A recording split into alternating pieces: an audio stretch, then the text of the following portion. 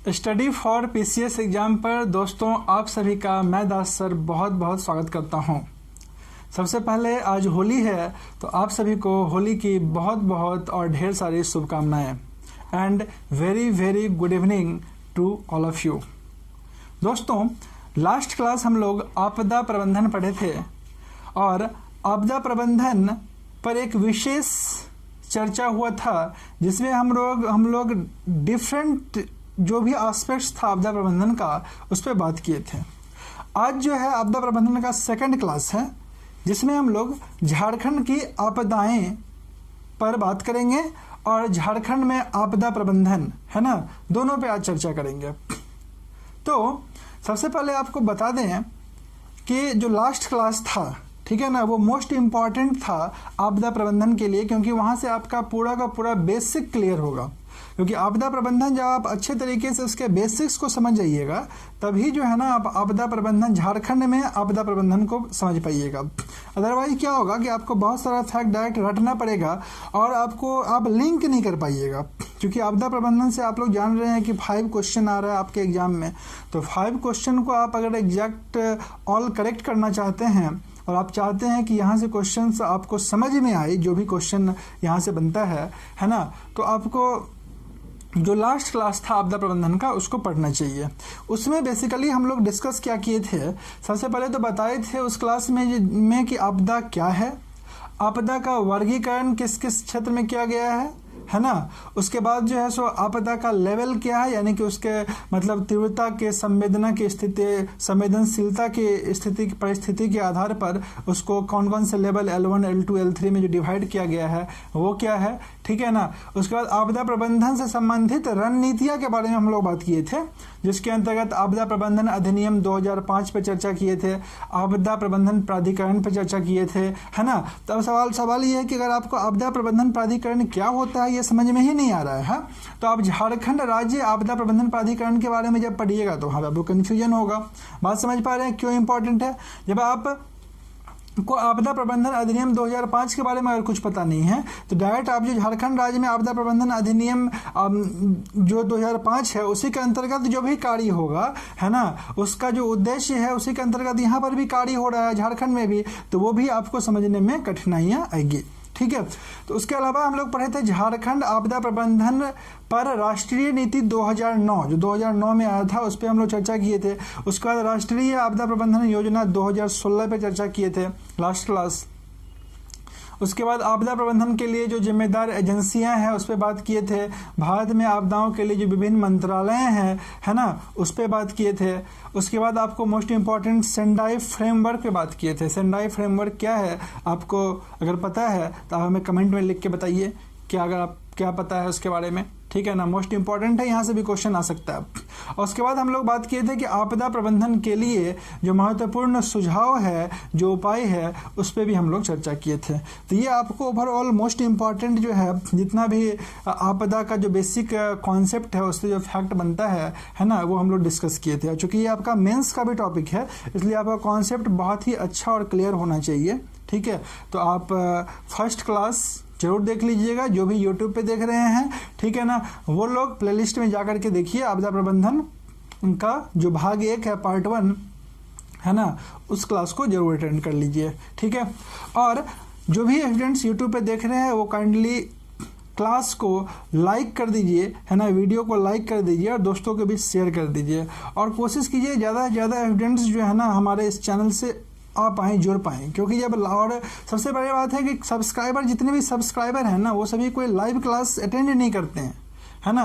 तो live class attend कीजिए, क्योंकि ज़्यादा से ज़्यादा स्टूडेंट्स अगर आप लोग लाइव क्लास अटेंड कीजिएगा तो पढ़ने में भी अच्छा लगेगा और सबसे बड़ी बात पढ़ाने में भी एक इंटरेस्ट बना हुआ रहता है। तो लाइव क्लास आप लोगों के लिए 9 बजे जो है ना क्लासेस आता है ना, जब भी आपको क्लासेस प्रीमियर होता है तो रात 9 बजे जो है तो प्रीमियर हो रहा है क्लास, है ना। तो आप सभी को रात को 9 बजे जो है ना क्लास से जरूर जुड़ा कीजिए, ठीक है। तो चलिए अब हम लोग डिस्कस करने जा रहे हैं झारखंड में आपदा प्रबंधन।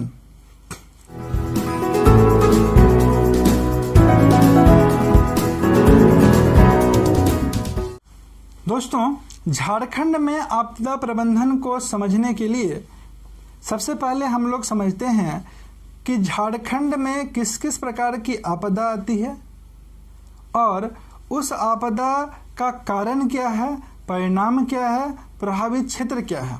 यानी कि हम लोग पहले समझेंगे झारखंड में आने वाली प्रमुख आपदाएं के बारे में। ठीक है, जब आप समझ जाइए झारखंड में किस किस प्रकार की आपदाएं आती है, अगर आप इस चीज़ को समझ जाइएगा तो उसके बाद आपको जो है ना झारखंड में आपदा प्रबंधन भी समझने में अच्छा लगेगा और आपका 1 से 2 क्वेश्चन झारखंड में आने वाली प्रमुख आपदाएं से रहेगा। ठीक है, यानी कि 3 पार्ट में आपको हम इसको डिवाइड किए थे। एक पार्ट तो आपका आपदा प्रबंधन को जो है, एक पार्ट को हम लोग किए थे कि आपदा प्रबंधन से जो बेसिक फैक्ट बनता है, आपदा प्रबंधन जो कॉन्सेप्ट है, ठीक है, इससे आपको बताए थे कि 1 से 2 क्वेश्चन आएगा। ठीक है ना। सेकंड आपको बताए थे झारखंड में आपदा प्रबंधन, झारखंड में या झारखंड की प्रमुख आपदाएं, झारखंड की प्रमुख आपदाएं, इससे 1 से 2 क्वेश्चन आएगा आपका, 1 से 2 क्वेश्चन। और तीसरा पार्ट था झारखंड में आपदा प्रबंधन, झारखंड में आपदा प्रबंधन, इससे आपका 1 से 2 क्वेश्चन आएगा। यानी कि ये सब मिलाकर के 5 क्वेश्चन का ये कंप्लीट पैकेज है। 5 क्वेश्चन को आप 3 पार्ट्स में डिवाइड कर सकते हैं। और सबसे बड़ी बात क्या है ना कि आपको ये पता होना चाहिए क्वेश्चन आ कहाँ से रहा है, कंटेंट पता होना चाहिए। जब आप देखिएगा प्रीवियस ईयर क्वेश्चन सब, तो आपको पता चल जाएगा कि क्वेश्चंस बेसिकली यहीं से पूछ रहा है। ये 3 सेक्शन से 5 क्वेश्चन को यही 3 सेक्शन में डिवाइड किया गया है। आपदा प्रबंधन जो उसका कॉन्सेप्ट है, सेकंड है झारखंड की प्रमुख आपदाएं, यहाँ से आपका 1 से 2 क्वेश्चन रहता है, उसका झारखंड में जो आपदा प्रबंधन है यहाँ से रहता है। तो ये तीनों सेक्शन को आपको एकदम अच्छे तरीके से कर लीजिएगा, तब जाकर के यहाँ से आप 5 क्वेश्चंस बनाने की उम्मीद कर सकते हैं। समझ गए। और आपको बता दें कि जो क्लासेस है इसका कंटेंट इतना अच्छा है ना, और बेसिकली मेरी तरफ से कोशिश किया गया है कि ईच एंड एवरी फैक्ट्स को इंक्लूड कर दें जो भी इससे रिलेटेड है, संबंधित है, और आप उम्मीद कर सकते हैं कि यहाँ से क्वेश्चंस आपके एग्जाम में आ जाएगा। ठीक है, तो चलिए स्टार्ट करते हैं हम लोग आज झारखंड में आने वाली प्रमुख आपदाएं को, है ना, और उसके बाद हम लोग पढ़ेंगे झारखंड में आपदा प्रबंधन को, यानी कि जो आपदा आती है उसका हम लोग प्रबंधन कैसे करते हैं, मैनेजमेंट कैसे करते हैं। तो यहाँ से सबसे पहले जो क्वेश्चन अराइज होता है वो ये होता है कि झारखंड जो आपदा प्रबंधन है, जो आपदा है, आपदा का मीनिंग क्या होता है ना, आपदा का मीनिंग क्या होता है। जो आज का क्लास डायरेक्ट ज्वाइन कर रहे हैं, फर्स्ट क्लास नहीं देखे हैं, काइंडली वो लोग भी जो है ना सभी कोई इससे जस्ट पहले वाले क्लास को अच्छे से पढ़ लीजिएगा ताकि ये बहुत अच्छे से और अच्छे तरीके से क्लियर हो। तो दोस्तों ये जो आपदा का मीनिंग आपको बता दें, क्योंकि इससे परिभाषा से ही एक क्वेश्चन आ जाता है आपके एग्जाम में, कई बार पूछ चुका है। आपदा प्रबंधन अधिनियम 2005 की धारा 2D के तहत, ध्यान दीजिएगा, आपदा प्रबंधन अधिनियम 2005 की धारा 2D के तहत या 2D के तहत, ठीक है ना, या 2D के अनुसार आपदा प्रबंधन को परिभाषित किया गया है। तो क्वेश्चन पूछता है यहाँ पर कि आपदा प्रबंधन अधिनियम की किस धारा के अंतर्गत, आपदा प्रबंधन अधिनियम 2005 के किस धारा के अंतर्गत आपदा को परिभाषित किया गया है। तो राइट आंसर होगा 2D। ठीक है, मोस्ट इंपॉर्टेंट क्वेश्चन है, पूछता है। तो सवाल यह है कि आपदा प्रबंधन अधिनियम 2005 की धारा 2D के तहत आपदा से को कैसे प्रभावित किया गया, क्या कहा गया है। तो याद रखिएगा, इस धारा के तहत, धारा 2D के तहत आपदा से तात्पर्य है किसी क्षेत्र में घटित प्राकृतिक या मानवजनित कारणों से उत्पन्न घटना या गंभीर दुर्घटना से है, जिसके परिणाम स्वरूप जान माल की व्यापक स्तर पर हानि होती है, क्षति होती है, तथा जिसे उभर पाना प्रभावित क्षेत्र के समुदाय की क्षमता से परे हो। ध्यान दीजिएगा दोस्तों, एक बार हम फिर से रिपीट कर रहे हैं, अगर आपको लिखना है तो लिख लीजिएगा, बहुत इंपॉर्टेंट है ये लाइन, है ना। आपदा से क्या तात्पर्य? अगर कोई आपसे पूछेगा तो क्या बताइएगा? ध्यान रखिएगा, आपदा से तात्पर्य किसी क्षेत्र में घटित प्राकृतिक या मानव जनित कारणों से उत्पन्न होने वाली घटना या दुर्घटना से है, जिसके परिणाम स्वरूप जान माल की व्यापक स्तर पर यानी कि बड़े स्तर पर क्षति होती है तथा जिससे उभर पाना प्रभावित क्षेत्र के समुदाय की क्षमता से परे हो। यानी कि दूसरे शब्दों में आप बोल सकते हैं कि अचानक घटित होने वाली घटनाएं या दुर्घटनाएं, अचानक घटित होने वाली घटनाएं या दुर्घटनाएं जिनसे जान माल की व्यापक क्षति हो, आपदा कहलाती है। आपदा कहलाती है। आई थिंक सो आप लोग सभी कोई समझ गए होंगे कि आपदा होता क्या है। ठीक है। और जो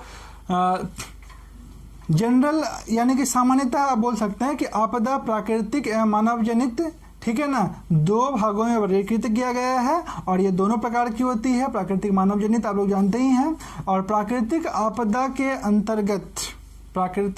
के अंतर्गत किसको किसको शामिल किया जाएगा ये भी आप लोग सब जानते ही हैं कि भूकंप, सुनामी, ज्वालामुखी विस्फोट, भूस्खलन, चक्रवात, आंधी तूफान, इस सब को हम लोग किसके अंतर्गत रखते हैं? तो प्राकृतिक आपदा के अंतर्गत रखते हैं। वही मानव जनित आपदा के अंतर्गत किसको रखेंगे? युद्ध हो गया, निवर्णीकरण हो गया। निवर्णीकरण समझ रहे हैं आप लोग? निवर्णीकरण मतलब बड़े स्तर पर पेड़ों की कटाई करना, समझ गए ना। प्रदूषण हो गया, पारिस्थितिकी असंतुलन हो गया, नाभिकीय विकिरण हो गया, है ना। उसके बाद आपका जो है सो खनन दुर्घटना हो गया, रासायनिक दुर्घटना हो गया। ये सब क्या हो जाएगा? मानव जनित आपदा के अंतर्गत आएगा। ठीक है। तो ये आपका कुछ एग्जाम्पल हम बताएं। अब समझिएगा इस चीज़ को, जो ना ये जो कॉन्सेप्ट है ना प्राकृतिक आपदा है ना, प्राकृतिक आपदा को और अच्छे तरीके से मैं लास्ट क्लास ऑलरेडी एक्सप्लेन कर चुका हूँ। ऑलरेडी एक्सप्लेनेशन इसका दे चुके हैं। इसलिए आप लोग जो है ना लास्ट क्लास को जरूर देखिएगा और अच्छे तरीके से समझ में आएगा, है ना। प्राकृतिक आपदा को भी 5 भागों में वर्गीकृत करके उसको अच्छे तरीके से समझाए हैं। ठीक है। अब समझो कि यहाँ पर एक पॉइंट बनता है कि मानव निर्मित आपदा को तकनीकी या सामाजिक आपदा भी कहा जाता है। ये क्वेश्चन पूछता है कि मानव निर्मित आपदा को, है ना, निम्नलिखित में से क्या कहा जाता है? ध्यान रखिएगा, तकनीकी या सामाजिक आपदा भी बोला जाता है। मानव जनित आपदा को तकनीकी या सामाजिक आपदा भी कहा जाता है। ठीक है। एकदम पॉइंट सबको एकदम क्लियर रखते चले जाइए, समझ में आते चले जाएगा, है ना। और इसलिए भी कहा जाता है सामाजिक आपदा क्योंकि आपदाएं जो है ना समाज में हुए विकास को, है ना, विकास कार्यों को बहुत नुकसान पहुंचाती है और अवरुद्ध कर देती है, एक तरह समझ लीजिए विकास को। ठीक है। इसलिए इसको सामाजिक आपदा भी बोला जाता है। और देश के जो विभिन्न भाग हैं, हम लोग अभी भारत के संदर्भ में बात कर रहे हैं, देश के विभिन्न भागों में अलग अलग तीव्रता वाले प्राकृतिक या मानव जनित आपदाएं जो है सो आती रहती है। ये आप लोग जानते ही हैं। जिनमें कुछ सामान्य आपदा की अगर हम लोग बात करें, ठीक है ना, तो उसमें सबसे पहले तो आता है आपका सूखा। सूखा का इसलिए चर्चा की है क्योंकि भारत में लगभग 68% कृषि योग्य भूमि जो है ना सूखा संभावित क्षेत्र में है। ठीक है। भारत में लगभग 68% कृषि योग्य भूमि जो है सूखा का चपेट में है। कृषि योग्य भूमि सूखा का चपेट में है। समझ गए ना। तो ये मोस्ट इंपॉर्टेंट यहाँ पर फैक्ट बनता है, 68% याद रखिएगा। दूसरा, अगर मोस्ट कॉमन अगर हम लोग आपदा के बारे में बात करें तो चक्रवात के बारे में बात कर सकते हैं क्योंकि चक्रवात आप देख ही रहे हैं कि हर एक साल जो है इंडिया जो है इससे प्रभावित रहता है। ठीक है ना। और इंडिया के संदर्भ में अगर बात करें तो इंडिया का टोटल तटीय क्षेत्र है। ठीक है। इसका लंबाई लगभग 7516 किलोमीटर है। ठीक है ना। इंडिया का तटीय क्षेत्र है ये लगभग 7516 किलोमीटर लंबी है। ध्यान रखिएगा, 7516 किलोमीटर लंबी है। और इस 7516 किलोमीटर लंबी तटरेखा की जो है आपका 5700 किलोमीटर का क्षेत्र सुनामी या फिर चक्रवात संभावित क्षेत्र है। समझ गए ना। 5700 किलोमीटर लंबी क्षेत्र जो है ये या तो चक्रवात या फिर सुनामी से संभावित क्षेत्र है। तो ओवरऑल बहुत बड़ा एरिया हो गया है ना। चक्रवात के संदर्भ में बात करें तो बाढ़ के क्षेत्र में अगर बात करें तो इंडिया में 2 तरह से बाढ़ आता है। एक तो मानसूनी वर्षा से बाढ़ आ जाता है ना, क्योंकि नदी का जो है सो लेवल जो है ना बहुत ज़्यादा क्या होता है अचानक से बढ़ जाता है ना। तो खास करके जो सो गंगा वाला जो एरिया है ना, गंगा का तटीय जितने भी आपका एरिया पड़ता है गंगा के तट पर बसा हुआ है ना, उस सब में जो है सो आपका बाढ़ आता है। और देश में लगभग 12% भूभाग जो है ना बाढ़ से प्रभावित है। भारत के संदर्भ में बात कर रहे हैं, यानी बाढ़ से अगर हम लोग भारत में बात करें तो लगभग 12% भूभाग जो है ना, भूभाग जो है बाढ़ से प्रभावित है। ठीक है, ध्यान रखिएगा। भूकंप के क्षेत्र में बात करें तो भूकंप आप देख रहे हैं कि सामान्यतः जो है सो हर एक जगह भूकंप इंडिया में आता है, समझ गए ना। कहीं पर कम तीव्रता का भूकंप आता है, कहीं पर ज़्यादा तीव्रता का भूकंप आता है। ठीक है, तो भारत में लगभग 58.6% भूभाग जो है सामान्य से लेकर के अधिक तीव्रता वाला भूकंप से संभावित क्षेत्र है। ठीक है, भूकंप के बारे में क्या आपको बताएं, भूकंप के बारे में क्या बताएं कि लगभग 58.6% क्षेत्र, 58.6% क्षेत्र जो है ये भूकंप से क्या है अधिक तीव्रता या फिर कम तीव्रता से प्रभावित है।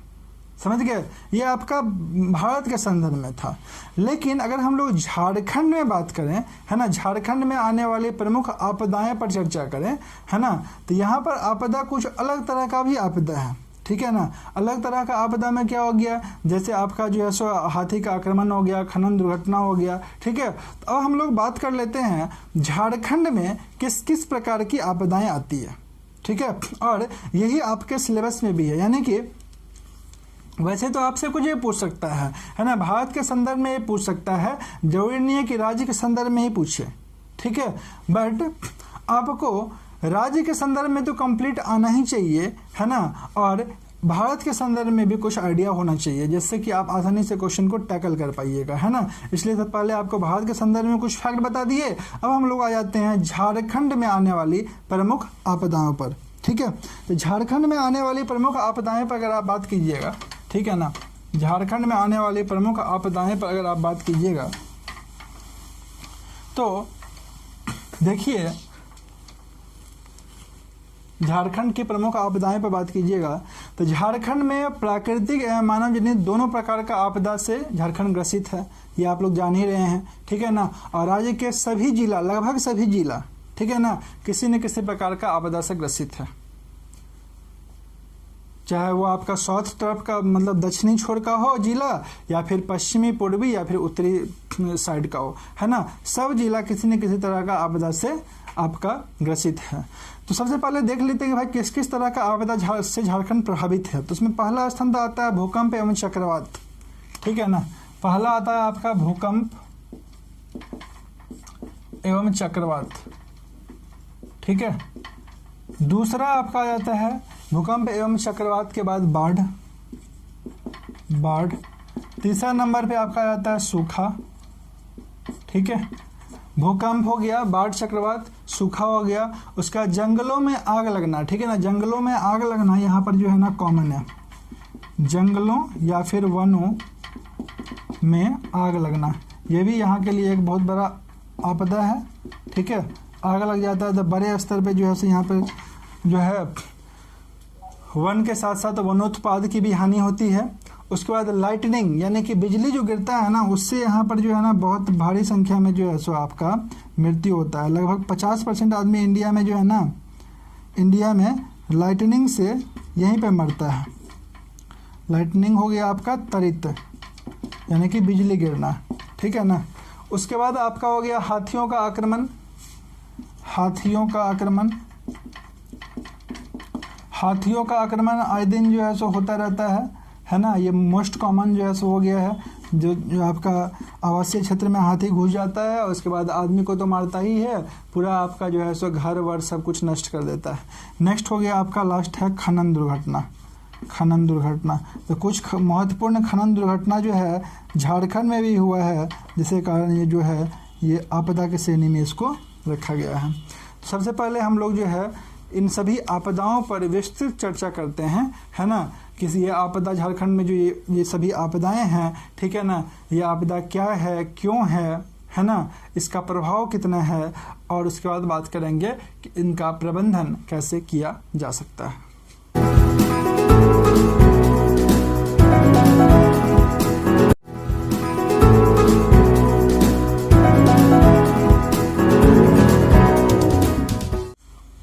तो झारखंड की प्रमुख आपदाओं के क्रम में हम लोग सबसे पहले बात करते हैं भूकंप एवं चक्रवात के बारे में, ठीक है ना। भूकंप और चक्रवात के बारे में अगर बात कीजिएगा तो झारखंड के लगभग सभी एरिया में जो है ना, सभी जिले में भूकंप जो है भूकंप से प्रभावित है, बट कहीं पर इसकी तीव्रता बहुत कम रहती है, कहीं पर बहुत ज़्यादा जो है सो होती है, ठीक है। तो भूकंप और चक्रवात जैसी प्राकृतिक आपदाओं के दृष्टिकोण से झारखंड जो है ना एकदम कम जोखिम वाला क्षेत्र में है, ठीक है। और भूकंप की संवेदनशीलता की दृष्टि से ध्यान रखिएगा, भूकंप की संवेदनशीलता की दृष्टि से झारखंड को जोन 2, जोन 3 और जोन 4 में रखा गया है, ठीक है ना। झारखंड को किसके जोन में रखा गया है? हम लोग बात कर रहे हैं भूकंप एवं चक्रवात, ठीक है, भूकंप एवं चक्रवात। तो झारखंड को किसके जोन में रखा गया है? जोन 2, जोन 3 और जोन 4। देखो इससे क्वेश्चन एकदम पूछता ही पूछता है, ठीक है ना। एकदम सब कुछ समझते हुए नोट डाउन भी कर लीजिएगा। और ये कॉन्सेप्ट वाला क्लास है तो थोड़ा सा लंबा होगा, क्योंकि कॉन्सेप्ट जब तक आपका अच्छा नहीं होगा ना, आप जो है सो 100% क्वेश्चन नहीं कर पाइएगा। और यकीन कीजिए मैक्सिमम क्वेश्चन आपका इसी कंटेंट से आ जाएगा, है ना। इसलिए ईच एंड एवरी टर्म को, फैक्ट को अच्छे से सुनिए, समझिए, नोट डाउन करते चले जाइए, ठीक है। तो आपको बताएं कि भूकंप किस हाँ, भूकंप की संवेदनशीलता की दृष्टि से झारखंड को किसके जोन में डिवाइड किया गया है? तो जोन 2, जोन 3 और जोन 4 में रखा गया है। तो अब सबसे बात है सबसे ज़्यादा प्रभावित क्षेत्र किस जोन में आता है? तो याद रखिएगा झारखंड का 2 जिला, ठीक है, 2 जिला कौन कौन सा? गोड्डा और साहेबगंज, ठीक है। 2 जिला बाबू कौन कौन सा है? गोड्डा है और साहेबगंज, गोड्डा और साहेबगंज। ये गोड्डा और साहेबगंज जो है ना, इसको आपको जोन 4 में रखा गया। किस में रखा गया है? जोन 4 में रखा गया है, जो राज्य का सर्वाधिक भूकंप प्रभावित क्षेत्र है, ठीक है। याद रहेगा 2 ही जिला को, यही इससे मात्र यही फैक्ट ही बनता है, इसी से क्वेश्चन ही पूछता है, ठीक है। क्या याद रखिएगा कि झारखंड में सर्वाधिक भूकंप प्रभावित क्षेत्र ये क्या है? सर्वाधिक भूकंप प्रभावित क्षेत्र है, ठीक है। में दो जिला को जोन 4 में रखा गया है। किसको? तो गोड्डा को और साहेबगंज को, ठीक है। इसके अलावा जोन 3 में, ठीक है ना, जोन 3 के अंतर्गत में 15 जिले को शामिल किया गया है। जोन 3 में आपसे पूछ सकता है जोन 3 में कितना जिला शामिल किया गया है? याद रखिएगा जोन 3 में 15 जिला को शामिल किया गया है। और ये 15 जिला में आपका हो जाएगा कौन कौन सा? मैप को देखते जाइए। मैप अगर आप इमेजिन कर पा रहे हैं तो देखिए गढ़वा, पलामू, चतरा, हजारीबाग, देख रहे हैं ना, गढ़वा, पलामू, चतरा, हजारीबाग। फिर आइए इधर कोडरमा, फिर उसके बगल में गिरिडीह, है ना, नीचे आ जाइए बोकारो, उसके बगल में धनबाद, फिर उससे थोड़ा सा आगे जाइएगा तो देवघर मिलेगा, उससे थोड़ा सा आगे जाइएगा दुमका मिलेगा, फिर पाकुड़ मिलेगा और वहीं पे नीचे तरफ मिलेगा आपका जामताड़ा, और सबसे लास्ट में इधर आ जाइए, हम लोग छूट गया एक ठो लातेहार, ठीक है ना। तो ये सब जिला जो है ना, ये सब जिला किस में आता है? जोन 3 में आता है, समझ गए ना, कोई प्रॉब्लम नहीं है। इसके अलावा जोन 2 में, ठीक है ना, जोन 2 में आपका कुल 7 जिला को शामिल किया गया है, ठीक है ना। पूछ सकता है आपसे कि जोन 2 में कितना जिला को शामिल किया गया है? तो जोन 2 में 7 जिले को शामिल किया गया है। ठीक है, और ये 7 जिला आपका कौन कौन सा है? तो 7 जिला जो नीचे तरफ बच गया है, ठीक है ना, नीचे तरफ आपका बच गया, कौन कौन सा जिला बच गया नीचे तरफ? तो रांची से स्टार्ट कीजिए, ठीक है ना, रांची हो गया, ठीक है, जस्ट उसके ऊपर रामगढ़ हो गया, इमेजिन कर पा रहे हैं आप, रांची, जस्ट उसके ऊपर रामगढ़, और रांची के जस्ट बगल में नीचे तरफ आइए खूंटी, इधर लेफ्ट तरफ आइए, है ना, गुमला हो गया, ठीक है ना, उसी के बगल में लोहरदगा हो गया, और इधर आ जाइए आप एकदम पूरे तरह नीचे, है ना, पूर्वी सिंहभूम हो गया, पश्चिमी सिंहभूम हो गया, समझ पा रहे हैं? तो इन सभी जिलों को किस में रखा गया है? जोन 2 में रखा गया है, और जोन 2 सबसे कम प्रभावित क्षेत्र है। जोन 2 जो है ये क्या है? सबसे कम प्रभावित क्षेत्र है, कम प्रभावित क्षेत्र है, ठीक है ना, याद रखिएगा, ये सब क्वेश्चन पूछता है, ठीक है। और देखो झारखंड जब भी पढ़ रहे हो ना, तो झारखंड का मैप एकदम आपका एकदम क्लियर क्रिस्टल रहना चाहिए, मैप एकदम सामने में रन करते रहना चाहिए, दिमाग के सामने मैप रहना चाहिए, बहुत ज़्यादा इजीली और आसानी से आप झारखंड को समझ पाइएगा। और मैप का अंडरस्टैंडिंग अच्छा नहीं रहेगा तो फिर क्या होगा कि बहुत ज़्यादा दिक्कत होगा। तो एक क्लास अगर आप यूट्यूब पे देख रहे हैं ना, तो यूट्यूब पर भी ना एक क्लास जो है तो ऑलरेडी अपलोड किया हुआ है, झारखंड एक अवलोकन करके, है ना। तो झारखंड एक अवलोकन का क्लास में ना मैप को बहुत ही डिटेल्ड में समझाया गया है, ठीक है ना, और कितने जिले हैं, कितने आपका अनुमंडल है, प्रमंडल है, सभी को बहुत अच्छे तरीके से एक्सप्लेन किया गया है। आप उस क्लास को अगर आप अटेंड नहीं किए हैं तो जरूर अटेंड कर लीजिएगा, ठीक है ना। तो उससे आपका क्या होगा कि झारखंड एक अवलोकन मतलब बेसिक फैक्ट जो है झारखंड का, ठीक है ना, मैप से रिलेटेड वो क्लियर हो जाएगा और आपको और इंटरेस्टिंग लगेगा, है ना, नाम सब याद नहीं करना पड़ेगा, ठीक है। और मैप का अंडरस्टैंडिंग रहेगा तो आप इजीली एलिमिनेट कर लीजिएगा कि ये वाला एरिया जो है ये जोन 4 में है, ये वाला जोन 2, उसके नीचे जोन 3, ठीक है ना। तो इस टाइप से आप बहुत इजीली एलिमिनेट कर लीजिएगा, ठीक है। अब अगर हम लोग बात करें कि झारखंड में चक्रवात का, ठीक है, तो झारखंड को चक्रवात जैसे प्राकृतिक आपदा की दृष्टि से कम जोखिम वाला जो है माना जाता है और कम जोखिम क्षेत्र में भी रखा गया है, ठीक है। क्योंकि आप देखिए झारखंड समुद्र से तो एकदम सटा हुआ है नहीं, समुद्र से सटा हुआ है नहीं, तो आपका जो है सभी एरिया तो बिल्कुल प्रभावित नहीं होता है। कुछ पर्टिकुलर अगर हम लोग बात करें तो दक्षिणी एरिया जो है आपका, ठीक है ना, दक्षिण पूर्वी एरिया जो है उड़ीसा और पश्चिम बंगाल से जो सटा हुआ है, ठीक है ना, खास करके उड़ीसा तरफ से जो सटा हुआ है, ठीक है, तो राज्य का दक्षिणी पूर्वी क्षेत्र है ना, यही चक्रवात के दृष्टिकोण से संवेदनशील है। क्योंकि जो बंगाल खाड़ी से जो हवाएं आती है ना, बंगाल खाड़ी में उठने वाला चक्रवात जो होता है ना, वही राज्य का कुछ हिस्सा, ठीक है ना, पर्टिकुलरली वही दक्षिणी पूर्वी वाला हिस्सा जो है उसको प्रभावित करता है, ठीक है। यानी कि चक्रवात के दृष्टिकोण से झारखंड क्या है, बिल्कुल ही प्रभावित नहीं है। कुछ पर्टिकुलर पार्ट जो है इसका प्रभावित होता है, तो वो कौन सा आपका दक्षिणी पूर्वी आप समझ पा रहे होंगे, ठीक है, वो वाला पार्ट। तो यह था आपका भूकंप। अब हम लोग बात कर लेते हैं झारखंड में बाढ़ का। झारखंड में बाढ़ का क्या कंडीशन है, ये तो आपका फर्स्ट हो गया। सेकंड समझ लेते हैं बाढ़ का, ठीक है। ये तो पहाड़ी एरिया है भाई, तो बाढ़ कहाँ से आ जाता है ना, पहाड़ी एरिया में तो बाढ़ नहीं आना चाहिए। ध्यान रखिएगा पूरा का पूरा पहाड़ी एरिया तो है नहीं, ठीक है ना। और झारखंड में बाढ़ का जो है ना स्वरूप कैसा है, इस चीज़ को आप समझिए, तब अच्छे तरीके से समझ में आ जाएगा, है ना। लगभग झारखंड का 11 जिला बाढ़ से प्रभावित है, क्वेश्चन पूछता है, ठीक है। तो याद रखिएगा लगभग 11 जिला जो है ना बाढ़ से क्या है, प्रभावित है झारखंड में, ठीक है, 11 जिला। और उसमें कौन कौन सा है, तो अगर आप प्रमुख जिला के बारे में बात कीजिएगा तो गोड्डा हो गया, साहेबगंज हो गया, दुमका हो गया और पाकुड़ हो गया। आप लोकेशन देख पा रहे हैं, गोड्डा, साहेबगंज, दुमका, है ना, और पाकुड़, ठीक है। ये सब क्या है, बाढ़ से सर्वाधिक प्रभावित जिला है। कौन कौन सा, गोड्डा, कौन कौन सा बताया आपको, गोड्डा, साहेबगंज,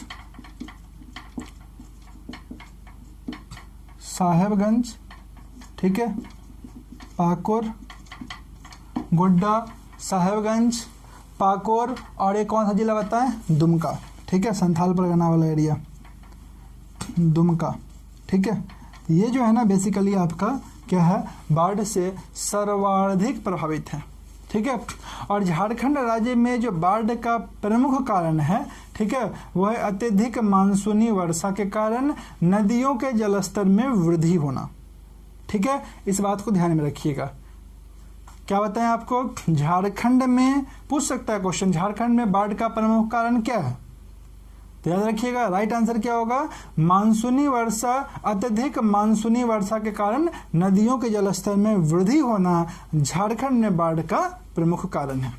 ठीक है, एकदम टू द पॉइंट आपको बता रहे हैं, एच एंड एवरी फैक्ट को बता रहे हैं, एकदम समझते चले जाइए। जब आप कॉन्सेप्ट को अच्छे तरीके से समझ में आ जाएगा आपको, तो आप आसानी से लिख भी पाइएगा, समझ भी पाइएगा, और मेंस में भी ये बहुत ज़्यादा आपको मदद करेगा। ठीक है, बट मेंस का क्लास आपदा प्रबंधन का अलग से लिया जाएगा, आज क्लास फैक्चुअल बेस्ड है, फैक्ट समझते हैं इसमें, है ना। तो आपको बता दें कि 2016 ईस्वी में ना गोड्डा हो गया, साहेबगंज हो गया, पाकुड़ हो गया। ठीक है ना, अभी भी हम नाम लिए सर्वाधिक प्रभावित, बाढ़ से प्रभावित। तो आपको बता दें कि 2016 में कौन कौन सा जिला बोला, गोड्डा, साहेबगंज, पाकुड़ के अतिरिक्त भारी मानसून वर्षा के कारण जो है, मानसून वर्षा के कारण उसी एरिया में बहता है दो नदी, एक बहता है सोन, एक बहता है उत्तरी कोयल नदी घाटी क्षेत्र।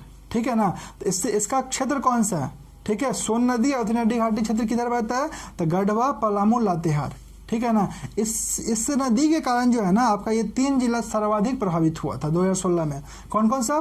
गढ़वा, पलामू, लातेहार। किस नदी के कारण? तो सोन नदी और उत्तरी कोयल नदी में जल स्तर में वृद्धि के कारण क्या हुआ ना कि पलामू और गढ़वा में बाढ़ आ गया बड़े स्तर पे।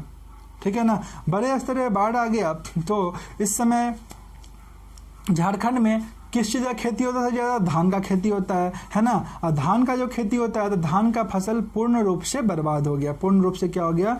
नष्ट हो गया। ठीक है, और बाढ़ पूर्ण रूप से क्या हो गया? नष्ट हो गया। तो पूर्ण रूप से नष्ट हो गया तो आपका क्या, इससे क्या होगा? आपका खाद्यान्न का उत्पादन पे भारी प्रभाव पड़ेगा। समझ गए ना, इसलिए इसको आपदा के श्रेणी में भी रखा जाता है। ध्यान रखिएगा कि बाढ़ से सर्वाधिक प्रभावित जिला जो है ना उत्तरी पूर्वी हिस्से में ही स्थित है। ठीक है, उत्तरी पूर्वी हिस्सा, आप समझ पा रहे हैं? ठीक है ना, क्यों स्थित, क्यों सर्वाधिक प्रभावित इसको बोला गया है? क्योंकि आपका उत्तरी पूर्वी हिस्सा यानी साहेबगंज, आप देख रहे हैं साहेबगंज से गंगा नदी भी जो है ना आपका निकलती है। समझ गए ना, यानी कि उत्तरी पूर्वी हिस्सा वो हिस्सा है जिसमें गंगा के प्रवाह प्रणाली से जुड़ी हुई है। बात समझ पा रहे हैं? यानी गंगा नदी जो है उसी क्षेत्र से होकर के बहती है, और गंगा नदी के द्वारा इस क्षेत्र में क्या होता है? तटीय अपर्दन होता है। यानी गंगा नदी में जब भी जो है सो उफान आता है, जलस्तर में वृद्धि होती है, तो इसका जो भी तटीय क्षेत्र है, इसे मतलब जो भी उत्तरी पूर्वी जिला है गंगा नदी से सटा हुआ है ना, या फिर जो भी गंगा नदी की सहायक नदी है उसमें भी क्या आती है? बाढ़ आ जाती है, और सभी क्षेत्र जो है, जो भी उस नदी के आसपास का क्षेत्र होता है वो क्या होता है? प्रभावित हो जाता है। समझ गए ना। और गंगा नदी में इसी तटीय अपर्दन के कारण, ठीक है ना, राष्ट्रीय राजमार्ग संख्या 80 पर भी खतरा बना हुआ रहता है। ठीक है, ये आपसे क्वेश्चन पूछ सकता है। ठीक है, क्वेश्चन क्या पूछेगा कि गंगा नदी में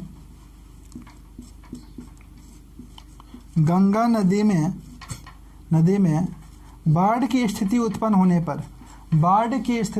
होने पर, ठीक है ना, या फिर तटीय अपर्दन के फलस्वरूप किस राजमार्ग पर सर्वाधिक खतरा बना हुआ रहता है? तो याद रखिएगा राष्ट्रीय राजमार्ग संख्या 80, राष्ट्रीय राजमार्ग संख्या 80 पर सर्वाधिक खतरा बना हुआ रहता है। ठीक है ना, ये सब क्वेश्चन आपका मोस्ट इंपॉर्टेंट है, फैक्ट बेस्ड क्वेश्चन है, हमेशा पूछता है। समझ गए? तो इसको एकदम ध्यान में रखिएगा।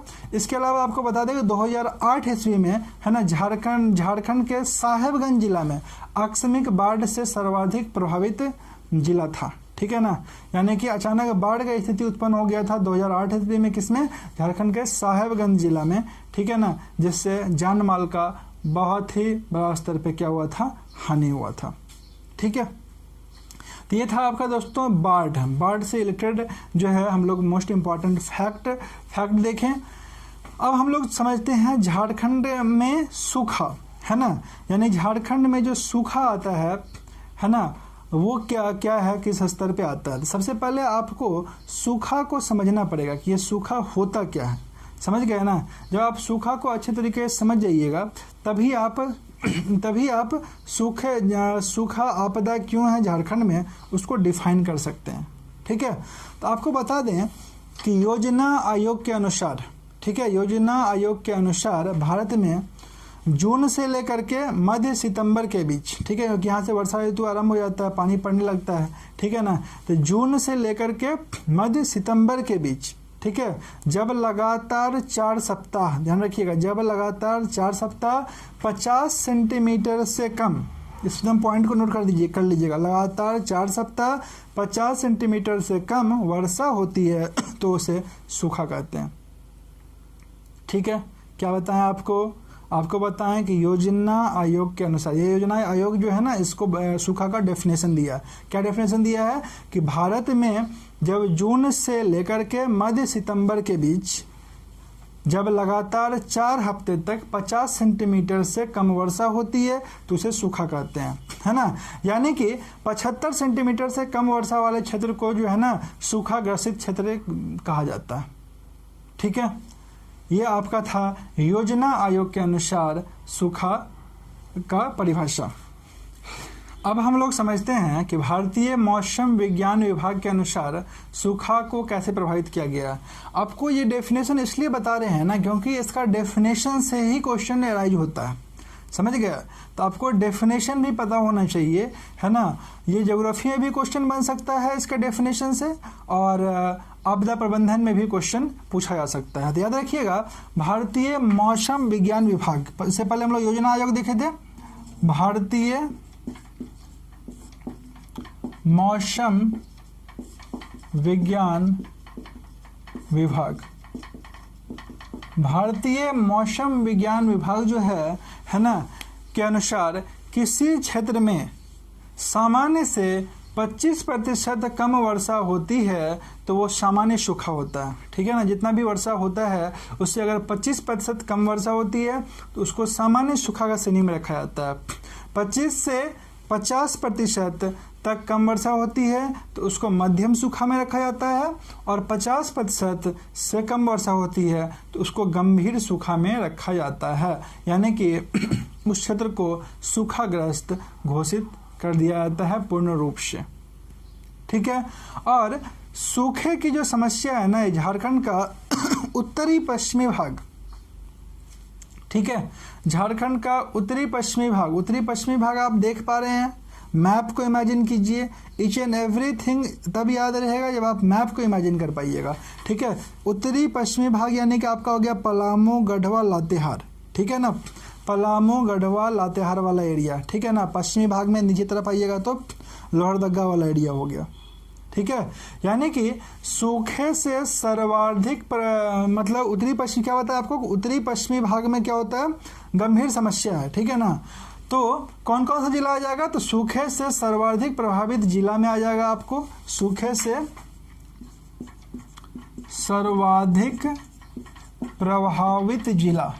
प्रभावित जिला, इसमें कौन कौन सा जिला आ जाएगा, तो अब आप समझ पा रहे होंगे कौन कौन सा, पलामू, गढ़वा, चतरा, लातेहार, आ गया पलामू, गढ़वा, चतरा, लातेहार,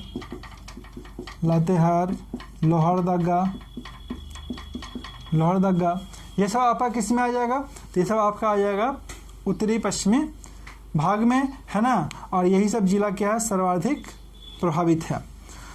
आपको बता दें कि 2010 ईस्वी में राज्य के सभी 24 जिले सूखा से प्रभावित थे। ठीक है, और ये क्वेश्चन जो है ना, ये क्वेश्चन जेपीएससी पीटी एग्जाम में पूछ भी चुका है, ये आप एक बार उल्टा के देख लीजिएगा। ठीक है, क्वेश्चन बैंक 2010 ईस्वी में राज्य के सभी 24 जिले सूखा से प्रभावित थे और राज्य का कुल खाद्यान्न उत्पादन लगभग घट के आधा रह गया था। ठीक है, उसके पीछे जो है सो आपका रीजन क्या था भाई, है ना, रीजन क्या था, तो 2010 ईस्वी में राज्य में 47% कम वर्षा हुई थी। समझ गए ना, क्योंकि हमारा जो है सो पूरा का पूरा कृषि जो है 47% कम वर्षा हुई थी, 47% कम वर्षा हुई थी। तो हमारा कृषि जो है, झारखंड में जो कृषि है वो पूर्ण रूप से क्या है, वर्षा पर आधारित है, मानसून पर आधारित है। तो मानसून पर आधारित है तो आपका जो है वर्षा होगा नहीं तो पूरा पूरा कृषि ठप हो जाएगा। तो जिसका परिणाम आपका था कि 10 लाख हेक्टेयर भूमि पे धान का खेती नहीं हुआ था। समझ गए ना, 10 लाख हेक्टेयर भूमि पर खेती नहीं हुआ था। तो इतना बड़ा एरिया में खेती नहीं होगा तो ऑब्वियसली जो है सो आपका उत्पादन घट के तो आधा होगा ही। समझ गए ना। तो 2010 को जो है सूखा वर्ष झारखंड में घोषित कर दिया गया था, याद रखिएगा। ठीक है। और सूखा से सर्वाधिक प्रभावित जिला अगर बात करेगा तो याद रखिएगा पलामू जिला आता है। ठीक है ना। अगर पूछेगा आपसे सूखा से प्रभावित जिला कौन सा है, सर्वाधिक प्रभावित जिला है ना, में पहला नंबर पे आएगा पलामू। ठीक है, पलामू क्या आ जाएगा, पहला नंबर पे आ जाएगा, क्योंकि यहाँ पर पिछले 22 वर्षों से जो है ना लगातार वर्षा, औसत वर्षा जो है ना उसमें गिरावट हो रही है। ठीक है ना, जितना पानी पड़ना चाहिए उतना पड़ता नहीं है, जिसके कारण यहाँ पर दिन प्रतिदिन जो है सो सूखा एक आपदा के रूप ग्रहण कर रही है। समझ गए ना। अब समझते हैं सूखा प्रबंधन के लिए क्या किया जा रहा है। ठीक है ना, और क्या किया जाना चाहिए। तो सूखा प्रबंधन का अगर हम लोग बात करें तो इसका 2 तरह का उपाय हो सकता है। एक तो संरचनात्मक उपाय हो सकता है। ठीक है ना, संरक्षणात्मक उपाय के तहत आप क्या क्या ले सकते हैं, और दूसरा इसका उपाय हो सकता है त्वरित उपाय। त्वरित उपाय मतलब आपका जिसको आप तत्काल जो है सो मतलब उसको अप्लाई कर सकते हैं। ठीक है, तो पहले हम लोग समझ लेते हैं कि सूखा प्रबंधन के संरचनात्मक उपाय क्या क्या हो सकते हैं। तो पहला तो आपका हो जाएगा बांध निर्माण। ठीक है, आप बांध का निर्माण कीजिएगा। ठीक है, तो नदी का पानी को जो है सो कुछ स्तर तक कुछ रुकेगा, नदी का पानी रुकेगा तो आपका क्या हो जाएगा, आपका नदी का पानी रुकेगा, आपको नहर का निर्माण कर सकते हैं। ठीक है, नहर का निर्माण कर सकते हैं, सिंचाई व्यवस्था हमारा सुदृढ़ हो सकता है। दूसरा आप कर सकते हैं तालाब में जल संरक्षण। ठीक है, जगह जगह आप तालाब बनवा सकते हैं। ठीक है ना, जैसे कि आपका एक डोभा निर्माण योजना था। ठीक है ना, जिसके तहत जो है तालाब बनाया जा रहा था, डोभा बनाया जा रहा था, कुआं खुदवाया जा रहा था, है ना। इससे भी आप जल संग्रहण कर सकते हैं बड़े स्तर पे। तो थर्ड आपका हो सकता है वाटर सेट प्रबंधन कर सकते हैं। नेक्स्ट आप उचित फसल का चयन कर सकते हैं। उचित फसल का चयन करना बहुत जरूरी होता है कृषि में, है ना। इससे आपका जो है खातर के सूखा प्रभावित क्षेत्र में। उसके बाद मवेशियों का प्रबंधन कर सकते हैं, मृदा संरक्षण तकनीक को आप अपना सकते हैं। उसके बाद आप वृक्ष का कटाई कम कर सकते हैं, है ना। जो डिफॉरेस्टेशन जिस लेवल पे हो रहा है, निवर्णीकरण जिस स्तर पे हो रहा है, ठीक है ना, उसके अंतर्गत आप वृक्ष का कटाई जो है ना उसको कम कीजिए। ठीक है ना, से डेफिनेटली फायदा होगा। इसके बाद आपका क्या कर सकते हैं, तो आपदा की स्थिति से निपटने हेतु सबसे पहले आप शिक्षण प्रशिक्षण का कार्य आरंभ कीजिए। ठीक है ना, शिक्षण प्रशिक्षण का कार्य बहुत जरूरी है ना। तभी आप इस तरह के आपदा से जो है निपट सकते हैं। लोगों का जागरूक होना बहुत ज़्यादा जरूरी है। ठीक है, और अगर हम लोग बात करें त्वरित उपाय में, ठीक है, सूखा प्रबंधन के त्वरित उपाय क्या क्या हो सकता है, ध्यान रखिएगा। त्वरित उपाय में सबसे फर्स्ट तो आप कंसिडर कर सकते हैं फसल पद्धति में बदलाव। ठीक है, फसल पद्धति में बदलाव की बहुत ज़्यादा आवश्यकता है। ठीक है, इससे आप सूखा से का प्रबंधन कर सकते हैं। दूसरा है आपका कि उन्नत सिंचाई तकनीक डेवलप कीजिए। उन्नत सिंचाई तकनीक डेवलप रहेगा तो आप जो है सो मानसूनी वर्षा पर डिपेंडेंट नहीं रहिएगा। मानसूनी वर्षा पर डिपेंडेंट नहीं रहिएगा तो आप सिंचाई आसानी से कर पाइएगा। तो कृषि आपका जो है सो कृषि का उत्पादन अच्छा रहेगा, खाद्यान्न उत्पादन में कोई दिक्कत नहीं होगा, अकाल नहीं पड़ेगा, है ना, यानी सूखा से आप ग्रसित नहीं होइएगा। तो उन्नत सिंचाई तकनीक होना बहुत ज़्यादा जरूरी है। ठीक है, जो कि झारखंड में इसका बहुत ज़्यादा कमी है। ठीक है, नेक्स्ट है जल ग्रहण प्रणाली को बेहतर बनाना। जल ग्रहण प्रणाली को बेहतर आप बना सकते हैं। नेक्स्ट है वर्षा का जल संग्रहण कर सकते हैं आप। वर्षा का जल अगर आप संग्रहण करते हैं तो उसी जल का जो है सो आप क्या कीजिएगा, सिंचाई में भी यूज कर सकते हैं। ठीक है ना, और रोजमर्रे के कार्य प्रणाली में भी इसका यूज हो सकता है। ठीक है, वर्षा जल का संग्रहण करने से आपका भूमिगत जल स्तर में भी वृद्धि होगा, तो बहुत ज़्यादा फायदा है। और सबसे इम्पोर्टेंट क्या है ना कि आप जो भी सूखाग्रस्त एरिया में आते हैं, ठीक है ना, सूखाग्रस्त क्षेत्र के अनुरूप फसलों का चयन होना चाहिए। ठीक है ना। ऐसा नहीं है कि आपके क्षेत्र में वर्षा हो ही नहीं रहा है और आप चावल का उत्पादन करने चले हैं, ठीक है ना, धान का खेती करने चले हैं। तो आप अपन जिस क्षेत्र में हैं उस क्षेत्र के अनुरूप जो है ना फसल का चयन होना चाहिए, इससे आप अपेक्षाकृत कम प्रभावित होइएगा, ठीक है। तो यह था आपका झारखंड में सूखा। अब हम लोग समझते हैं जंगलों में आग लगना, ठीक है। झारखंड में जंगलों में आग लगना जो है ना एक आम बात हो गई है, ठीक है। और इससे बड़े स्तर पे जो है जान माल तथा वनोत्पाद की जो है आपका क्षति होता है। तो हमारा 4th पॉइंट है आपका कौन सा, चौथा आपदा झारखंड के लिए है, जंगलों या वनों में आग लगना, ठीक है। चलिए ठीक है, बहुत बढ़िया। देखिए आपको एक चीज़ आपको समझाते हैं, ठीक है। सबसे पहले कि अब देखो ये जो टॉपिक है ना आपदा प्रबंधन, तब आपदा प्रबंधन छोटा टॉपिक तो है नहीं। अब 5 क्वेश्चन जेपीएससी पूछ रहा है, तो 5 क्वेश्चन जेपीएससी आपसे पूछ रहा है तो आपको डिटेल में पढ़ना ही पड़ेगा, है ना। और जितना कंटेंट हम बता रहे हैं ना, इस कंटेंट के अलावा भी अगर आपको कहीं कंटेंट मिलता है, कोई अच्छा बुक मिलता है तो आप उसको ही पढ़िए, कुछ नया हमेशा मिलेगा आपको पढ़ने के लिए, समझ गए ना। क्योंकि कंटेंट मोस्ट इंपॉर्टेंट होता है और मेरा कंटेंट जो रहता है उसमें आप लोग जानते हैं कि हम मैक्सिमम एवरीथिंग कवर करने की कोशिश करते हैं, है ना, जिससे क्वेश्चन छूटने का जो चांस होता है ना वो एकदम मिनिमम हो जाए, है ना। हम ये नहीं बोल रहे कि 100% कंटेंट है, बट मैक्सिमम जो हो सकता है ना जितना कंटेंट है सब डाल देते हैं हम क्लास में, समझ गए ना। यानी कि आप क्लास अटेंड कर लिए तो आपका एक बहुत ही शानदार लेवल पे प्रिपरेशन हो जाता है, समझ गए। और यही कारण है कि क्लास हमारा थोड़ा सा लंबा चलता है अपेक्षाकृत। 10, 15, 20 मिनट वाला जो क्लास होता है ना उसमें क्या होता है कि जो एकदम हाईलाइटेड टर्म है ना बस उसी को हम लोग हाईलाइट कर पाइएगा। और यूट्यूब पे आप देखिएगा 15-20 मिनट आधा घंटा में बहुत वीडियो पड़ा हुआ है, समझ गए आपदा प्रबंधन का। तो आपदा प्रबंधन आप 15-20 मिनट में क्या पढ़िएगा, जो उसका मोस्ट हाईलाइटेड टर्म्स है तो मोस्ट हाईलाइटेड पढ़िएगा, आधा घंटा में पढ़िएगा तो आधा क्वेश्चन बनेगा, 1 क्वेश्चन 2 क्वेश्चन बनेगा। तो आप डिसाइड कर लीजिए कि 1 क्वेश्चन 2 क्वेश्चन बनाना है कि आपको मैक्सिमम क्वेश्चन बनाना है। बात समझ में आ गया। सो एकदम कंटिन्यू क्लास अटेंड कीजिए, कंसंट्रेशन के साथ अटेंड कीजिए। क्लासेस जरूर थोड़ा सा लंबा रहता है, ठीक है, बट ऑल क्वेश्चन यहीं से आएगा, इसी कॉन्सेप्ट सबसे आएगा, समझ गए ना। कॉन्सेप्ट आपको बिल्डअप करने में, पूरे तरह से फैक्ट को समझने में टाइम तो लगेगा, और टाइम नहीं है तो जेपीएससी के लिए आप थोड़ी ही हैं। जेपीएससी एग्जाम दे रहे हैं तो आपको टाइम निकालना पड़ेगा। टाइम निकालिए, पढ़िए, समझिए, कंटेंट तैयार कीजिए खुद से भी, है ना।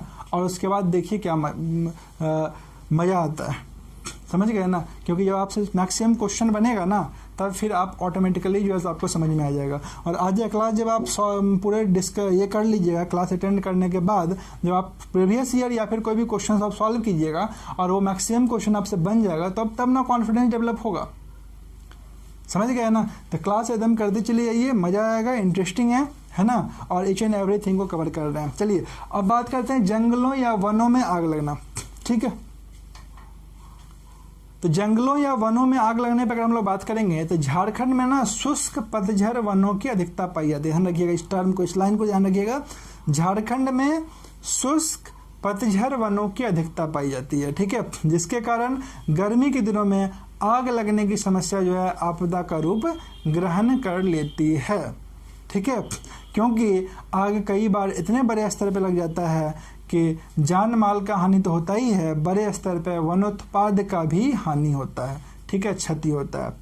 तो ये जो है ना, ये जो आग लगने की घटना है यानी कि ये जो आपदा है ये मुख्यतः उत्तरी पश्चिमी एवं दक्षिणी भाग की समस्या है। कौन से भाग? उत्तरी पश्चिमी एवं दक्षिणी भाग, आपको समझ में आना चाहिए। अगर आपका इसका मैप का अच्छा पकड़ रहेगा तभी आप समझ पाइएगा। क्या क्या बताया आपको? उत्तरी पश्चिमी एवं दक्षिणी भाग, ठीक है। उत्तरी पश्चिमी एवं दक्षिणी भाग में कौन कौन सा जिला आ जाएगा? कौन कौन सा जिला आ जाएगा? आप उत्तरी पश्चिमी को इमेजिन करने की कोशिश कीजिए। अपने दिमाग में उत्तरी पश्चिमी को इमेजिन कीजिए। अगर समझ में आ रहा है तो आप लिखिए, कमेंट में बताइए हमको, लिख कर कौन कौन सा जिला आएगा। उत्तरी पश्चिमी, ये वाला आपका ऊपर वाला एरिया देखिए, उत्तरी पश्चिमी। ठीक है, उत्तरी पश्चिमी वाला एरिया आप देख रहे हैं, क्या है वहाँ पर? गढ़वा है, पलामू है, नीचे आ जाइए चतरा है, उसके बगल में लातेहार है, ठीक है ना। थोड़ा सा नीचे आइए, है ना, हजारीबाग है। समझ पा रहे हैं, कोई दिक्कत नहीं, है ना। और आप आ जाइए कहाँ? दक्षिणी भाग में। दक्षिणी भाग में नीचे तरफ आ जाइए, पूर्वी सिंहभूम, पश्चिमी सिंहभूम, इधर आइए यहाँ पर सिमडेगा, गुमला। समझ पा रहे हैं। तो कुल 9 जिला जो है ना जंगल में आग लगने से प्रभावित है। आपसे पूछ सकता है कितना जिला प्रभावित है, तो 9 जिला प्रभावित है। ठीक है, तो 9 जिला में कौन कौन सा जिला आपको बताए?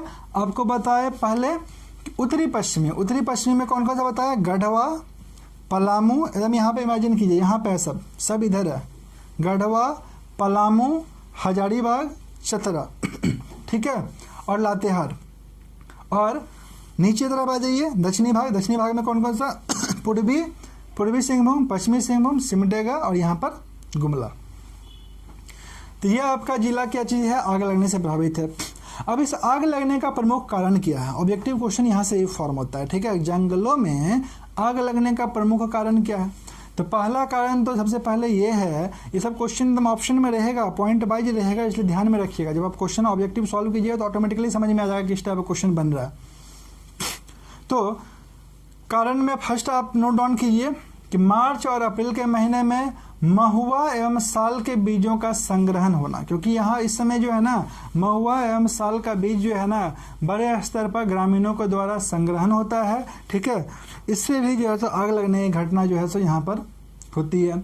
दूसरा आपका है शुष्क एवं पतझड़ वनों के आपस में टकराने से आग लगना। ठीक है, शुष्क और पतझड़ वन जो है आपस में टकराते हैं। ठीक है, टकराने से भी जो है सो इनमें आग लगता है, जिसके कारण जो है सो ये आग लगने की घटना जो है सो होती है, आग लगने की आपदा जो है सो आती है। ठीक है ना।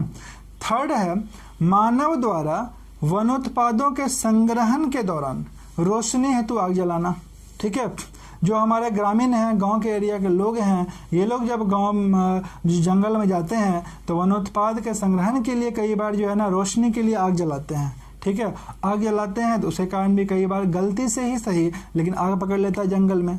ठीक है, और चूँकि ये मौसम क्या है, शुष्क है, सब कुछ सूखा हुआ रहता है, मैक्सिमम जंगल का बहुत सारा पेड़ पौधा सूखा हुआ रहता है तो आग पकड़ लेता है तुरंत।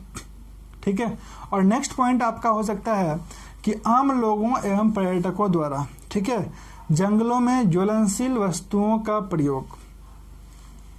बहुत सारे हमारे टूरिस्ट प्लेस है जिसपे जब आम लोग या फिर जो है सो टूरिस्ट लोग जब पहुंचते हैं तो वहाँ पर ज्वलनशील पदार्थों का प्रयोग करते हैं, जिससे भी कई बार जो है सो आग लगने की घटना जंगलों में देखी गई है। ठीक है, तो ये भी आपका आग लगने का एक प्रमुख कारण है। तो अगर आपको ऑब्जेक्टिव में पूछ सकता है कि निम्नलिखित में से कौन सा जंगलों में आग लगने का प्रमुख कारण नहीं है, तो कोई 3 दिया हुआ रहेगा, एक जो है यही समय से कोई एक 3 दे देगा, एक जो है सो आपका नहीं होगा, है ना, उसको मैच करना होता है। इस टाइप का क्वेश्चन आपको मिलेगा। अब हम लोग समझते हैं जंगलों में आग जैसी आपदा से निपटने का उपाय क्या है। ठीक है, जंगल में जो आग लग जाएगा तो इससे निपटने का उपाय क्या है? इससे निपटने का जो उपाय है ना, तो ये कोई बहुत बड़ा स्तर पे तो इंडिया में नहीं होता है, खास करके झारखंड में। तो झारखंड में जो कानून बनाया गया है उसके तहत सबसे पहले ये करना चाहिए कि पर्यटन संबंधी कानून में सख्ती लाना चाहिए। ठीक है ना, ताकि पर्यटन या फिर कोई भी आम आदमी जो है जंगल में ज्वलनशील पदार्थ का प्रयोग नहीं करेगा तो आग नहीं लगेगा। ठीक है, सेकंड आपका जो है जंगल के अंदर जो है सड़क बना के जंगल को विभाजित कर देना चाहिए।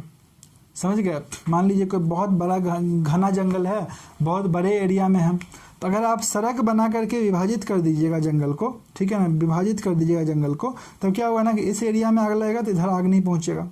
ठीक है ना, तो ये भी एक जो है सो उपाय है कि बीचों बीच जो है सो कई बार जंगल में सड़क बना दिया जाता है। उससे 2 फायदा होता है, एक तो आग नहीं लगेगा, दूसरा मॉनिटरिंग भी हो जाता है। ठीक है ना, वनोत्पाद का मॉनिटरिंग भी जो है सो अच्छे तरीके से हो जाता है।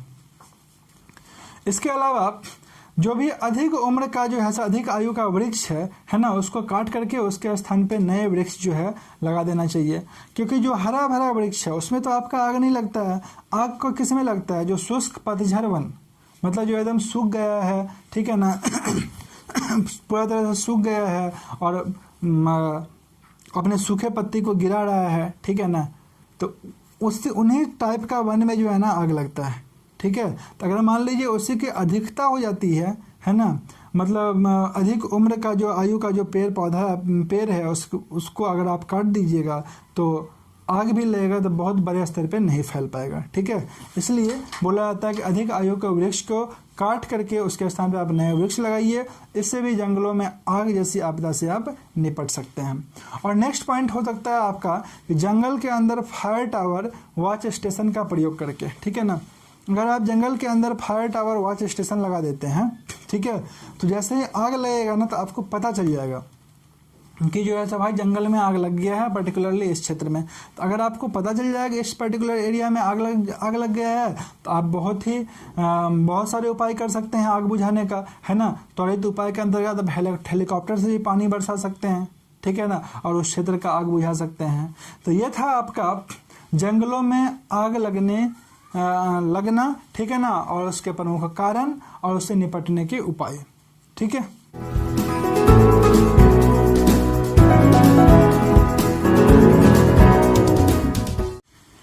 झारखंड में आने वाली जो अगला आपदा है वो है लाइटनिंग यानी कि आपका लाइटनिंग यानी कि तड़ित बिजली गिरना, ठीक है।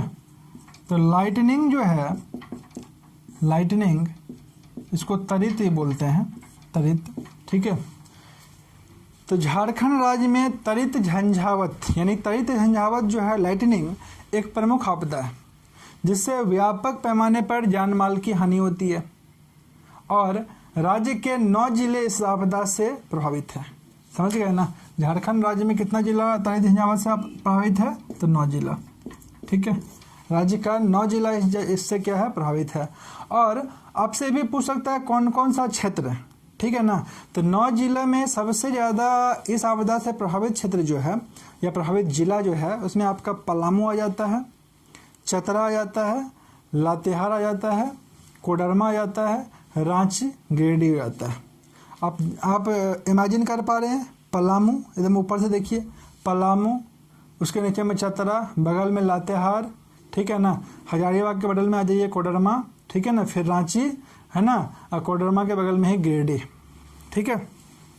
तो ये सब जो जिला है ये क्या है कि आपदा से बहुत ज़्यादा प्रभावित है, ठीक है। और रांची में आप लोग जानते हैं कि रांची में राज्यपाल भवन के पास जो है श्री कृष्ण लोक प्रशासन संस्थान है, ठीक है। तो श्री कृष्ण लोक प्रशासन संस्थान द्वारा जो है लाइटनिंग संबंधित आपदा से निपटने के लिए विशिष्ट ट्रेनिंग मॉड्यूल तैयार किया गया है, ठीक है। तो आपसे पूछ सकता है कि कौन से संस्थान के द्वारा लाइटनिंग संबंधित आपदा से निपटने के लिए विशिष्ट ट्रेनिंग मॉड्यूल तैयार किया गया है? याद रखिएगा, श्री कृष्ण लोक प्रशासन संस्थान है ना, जो कि रांची में स्थित है। और लाइटनिंग से निपटने का उपाय क्या हो सकता है? तो दोस्तों लाइटनिंग से निपटने का जो बेसिक उपाय अगर हम लोग बात करें, ठीक है ना, तो उसमें तो सबसे पहले आता है कि खराब मौसम और वर्षा के दौरान जो है आप घर से बाहर नहीं निकले, ठीक है। दूसरा उपाय हो सकता है कि वर्षा के समय में पेड़ के नीचे नहीं रुकें, ठीक है। तीसरा ये हो सकता है कि वर्षा के समय में बिजली के तार या फिर खंभों से दूर रहिए, ठीक है। यही आपका जो है लाइटनिंग से निपटने का बेसिक उपाय है, ठीक है ना। क्योंकि लाइटनिंग कंडक्टर जो कि आप देखे होंगे कि बड़े बड़े बिल्डिंग के ऊपर लगा हुआ रहता है, वो तो आप लगा नहीं सकते हैं, काफ़ी कॉस्टली होता है ना। खासकर के ग्रामीण क्षेत्र में, है ना, खुले क्षेत्र में, है ना, जहाँ पर इस लाइटनिंग घटना सर्वाधिक होती है, ठीक है ना, तो उस एरिया के लोग जो है इस सब लाइटनिंग कंडक्टर जैसे इलेक्ट्रॉनिक्स गैजेट्स बोलिए या फिर जो है सो लाइटनिंग कंडक्टर जैसे इंस्ट्रूमेंट का यूज नहीं कर सकते हैं, ठीक है ना। तो बेसिक उपाय आपको बताएं, खराब मौसम में घर से बाहर मत निकलिए, ठीक है ना। वर्षा के समय पेड़ के नीचे नहीं रहना चाहिए, है ना, या फिर वर्षा के समय में बिजली का तार या फिर खंभा से दूर रहना चाहिए। यही आपका इसका बेसिक उपाय है, ठीक है। अब हम लोग बात कर लेते हैं झारखंड में हाथियों का आक्रमण, ठीक है, ये मोस्ट कॉमन अभी जो है सो हो गया है। आप देखिएगा कि आए दिन जो है सो शहरी क्षेत्र में हाथी जो है का आक्रमण हो रहा है, ठीक है। इसका भाई क्या रीजन है, ठीक है। तो झारखंड में हाथियों का आक्रमण से संबंधित आपदा के बारे में अगर हम लोग बात करें तो इसमें आप एक दो पॉइंट याद रखिएगा। सबसे पहले तो झारखंड में हाथियों की कुल संख्या 688 है। हाथियों की जो संख्या है ना वो कितनी है, 688 है, ठीक है। झारखंड में हाथियों की कुल संख्या लगभग 688 है। कौन कौन एरिया में हाथी मिलता है तो याद रखिएगा, झारखंड में हाथी मुख्यतः दुमका, दलमा से आपको याद होगा, दलमा अभयारण्य हाथी के लिए फेमस है, दलमा, सारंडा एवं पलामू के जंगल में पाए जाते हैं, ठीक है। कहाँ का बताएं मुख्यतः हाथी पाया जाता है, तो दुमका हो गया, दलमा हो गया, सारंडा हो गया और पलामू, ठीक है। इस जंगल में मुख्य रूप से हाथी पाया जाता है। और हाथी के का आवासीय क्षेत्रों में दिन प्रतिदिन हमला कोई आपदा का रूप जो है ग्रहण करते जा रहा है। इसी को हाथियों के आक्रमण से उत्पन्न आपदा कहा जाता है, ठीक है। और झारखंड में अगर हम लोग बात करें तो प्रतिवर्ष लगभग हाथियों के आक्रमण से मरने वालों की संख्या लगभग 108 है। झारखंड में लगभग कितना है, मरने वालों की संख्या 108 है, मरने वालों की संख्या। और भारत के संदर्भ में बात करें तो भारत में औसत 300 व्यक्ति प्रतिवर्ष हाथी के आक्रमण से जो है सो मृत्यु को प्राप्त होते हैं, ठीक है। और यह समस्या जो है मुख्य रूप से लातेहार हो गया, रांची हो गया, खूंटी, सिंहभूम आदि जिलों की है, ठीक है। कौन कौन सा जिला मुख्य रूप से प्रभावित है हाथी के आक्रमण से, तो रांची, लातेहार, खूंटी, सिंहभूम, है ना, ये सब जिला। हाथी के आक्रमण के प्रमुख कारण क्या हैं, क्यों हाथी जो है आक्रमण कर रहा है दिन प्रतिदिन, है ना। जब आप इस पे बात कीजिएगा तो सबसे पहले आपके दिमाग में आएगा कि ग्रामीणों के द्वारा संग्रहित सुगंधित महुआ फूलों का संग्रहण, ठीक है, जिसके कारण हाथी आकर्षित होकर आवासीय क्षेत्र में चले आते हैं, ठीक है। एक तो ये प्रमुख कारण है, ठीक है, क्योंकि जब आप महुआ फूल को जो है आप संग्रहित करते हैं तो उसके सुगंध से भी हाथी क्या होता है, आकर्षित होता है ना, उसके कारण आवासीय क्षेत्र में वो आ जाते हैं। दूसरा जो सबसे मोस्ट इम्पॉर्टेंट कारण हो सकता है वो है कि वनों के अत्यधिक कटाई के कारण हाथियों का प्राकृतिक आवास क्षेत्र निरंतर कम होता जा रहा है, ठीक है। वन इतना ज़्यादा कट रहा है कि इसका प्राकृतिक आवास जो है सो एकदम सिकुड़ता चला जा रहा है। तो प्राकृतिक आवास सिकुड़ रहा है तो अपना भोजन की तलाश में हाथी कहाँ आएगा, तो आवासीय क्षेत्र में जो है सो आता है, जहाँ पर जो है सो आदमी लोग रहता है, ग्रामीणों के गाँव के क्षेत्र में आ जाता है, समझ गए ना। नेक्स्ट मोस्ट इम्पॉर्टेंट पॉइंट हो सकता है आक्रमण का कारण, है ना, कि आप देखिए कि आजकल वनों में रेलवे लाइन जा रहा है, ठीक है ना, जिससे कई बार आप देखे होंगे कि हाल फिलहाल में भी जो है सो कट करके हाथी का मृत्यु हो गया है, ठीक है ना। वनों में रेलवे लाइन हो गया, बिजली का लाइन हो गया, सड़क हो गया, माइंस जो है सो बनने लगा है, ठीक है ना, जिसके कारण क्या हो रहा है कि हाथियों का आवासीय क्षेत्र, है ना, वो खंडित हो रहा है पूरी तरह से। हाथियों का आवास जो है, प्राकृतिक आवास जो है वो बर्बाद हो गया है ना, यानी कि प्राकृतिक आवास नाम मात्र का रह गया है, ठीक है।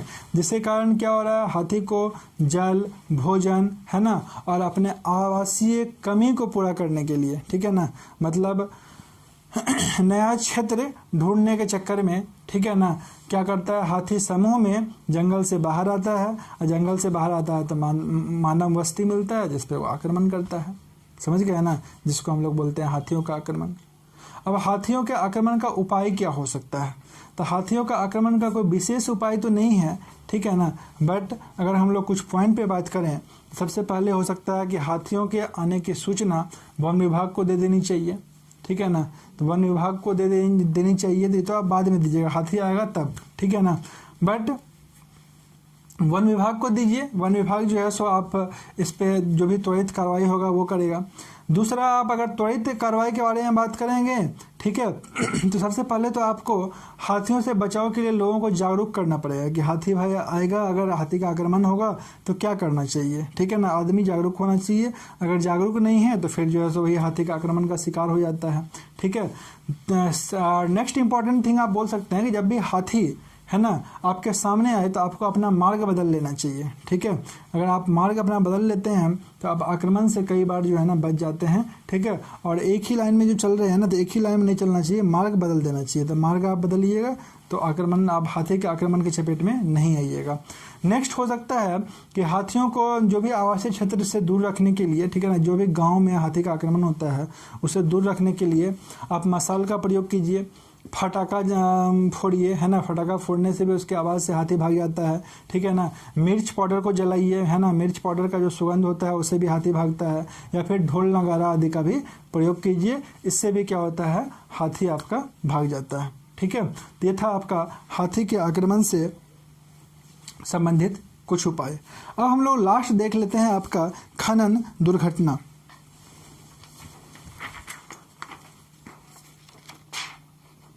खनन दुर्घटना के अंतर्गत जो है ना, झारखंड एक खनिज प्रधान राज्य है, आप जान ही रहे हैं, और झारखंड को खनिजों की बहुलता के कारण क्या बोला जाता है, भारत का रूर प्रदेश बोला जाता है, ठीक है।